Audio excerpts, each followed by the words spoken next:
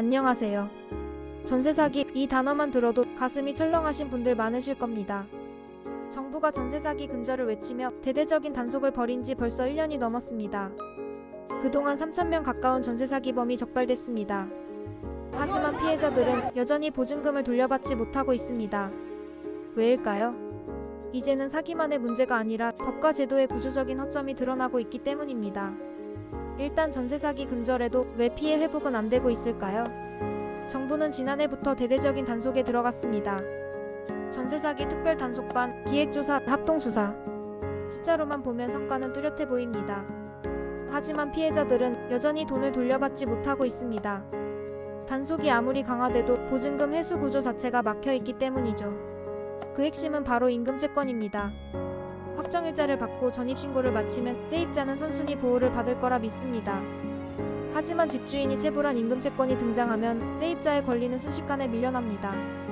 왜냐하면 임금채권은 세금과 함께 법적으로 최우선 변제권을 갖기 때문입니다. 즉 집주인이 직원 월급을 못 줬다면 그 돈이 세입자의 보증금보다 먼저 배당됩니다. 문제는 이걸 세입자가 계약 전에 알 방법이 없다는 것입니다. 세금 체납은 이제 계약 전에 확인이 가능해졌습니다. 하지만 임금체불 여부는 어떤 공적 시스템에서도 열람할 수 없습니다. 보이지 않는 지뢰가 숨어있는 셈이죠. 30대 직장인 A씨의 사례를 들어보겠습니다. A씨는 2020년 수도권의 한 빌라에 전세로 들어갔습니다. 확정일자까지 받아두었기에 안심했죠. 하지만 2년 뒤 집주인이 파산 신청을 하면서 상황이 뒤집혔습니다.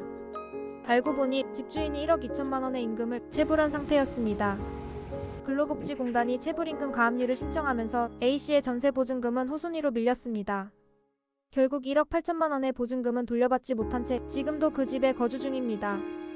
A씨는 전세사기 피해자 인정을 받으려 했지만 그마저도 쉽지 않았습니다.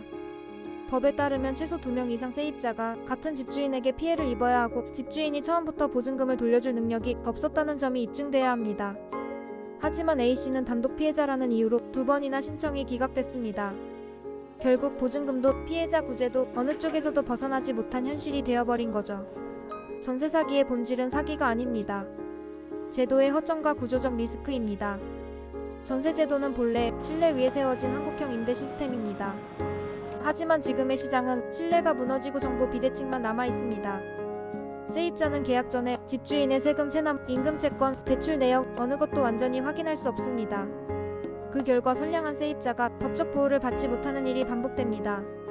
한편 정부는 전세 사기 방지를 위한 보증보험 확대를 추진 중입니다. 하지만 보증보험조차 집주인이 임금채권으로 묶여있으면 보상금 지급이 지연됩니다. 즉 현행법 구조 안에서는 누가 피해자든 결국 세입자가 마지막 순번입니다.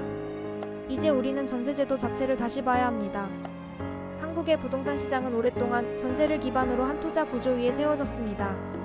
집주인은 전세보증금을 레버리지로 삼아 추가 매입을 반복했고 그게 바로 갭투자였습니다.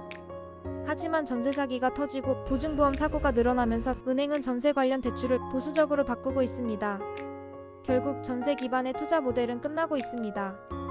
앞으로의 부동산 시장은 전세 레버리지가 아닌 실거주, 월세, 임대 수익 중심 구조로 이동할 것입니다. 특히 2026년 이후엔 보증보험 미가입 주택의 거래 자체가 사실상 어려워질 가능성도 높습니다. 이 변화는 곧 전세로 돈 버는 시대의 종말을 의미합니다. 투자자는 이제 집값 상승보다 임대 수익 안정성을 봐야 하는 시대로 넘어가고 있습니다. 그렇다면 앞으로 어떻게 해야 할까요? 첫째, 정보 비대칭을 줄이는 것이 가장 중요합니다. 계약 전에 집주인의 체납 정보, 보증보험 가입 가능 여부, 근저당권, 임대차 우선순위 등을 반드시 확인해야 합니다. 둘째, 전세 대신 보증부 월세나 순수 월세로의 전환이 가속화될 겁니다. 이건 투자자 입장에서도 안정성을 확보하는 길입니다. 셋째, 전세보증금 반환보험 가입이 의무화될 가능성이 높습니다. 이는 단기적으로 거래량을 줄이지만 장기적으로 시장 신뢰를 회복하는 방향이 될 겁니다. 넷째, 부동산 투자 패러다임의 이동입니다. 예전에는 시세차익형 투자였다면 이제는 수익형 부동산 중심으로 재편됩니다. 공실 리스크, 관리비, 지역 수요 구조 등을 꼼꼼히 따져봐야 하는 시대입니다. 전세 사기는 단순한 범죄가 아닙니다.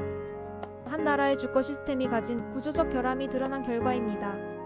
지금도 수많은 피해자들이 임금채권이라는 법적 장벽 앞에서 눈물을 흘리고 있습니다.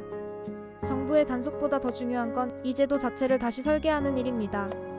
그리고 우리 모두가 기억해야 할 사실은 하나입니다. 집은 투자 상품이기 전에 사람의 삶의 터전이다. 전세 사기의 시대는 끝나야 합니다. 이제는 투명하고 검증 가능한 임대 시장으로 나아가야 합니다. 부동산의 미래는 더 이상 투기가 아니라 신뢰 위에서만 존재할 수 있습니다. 감사합니다.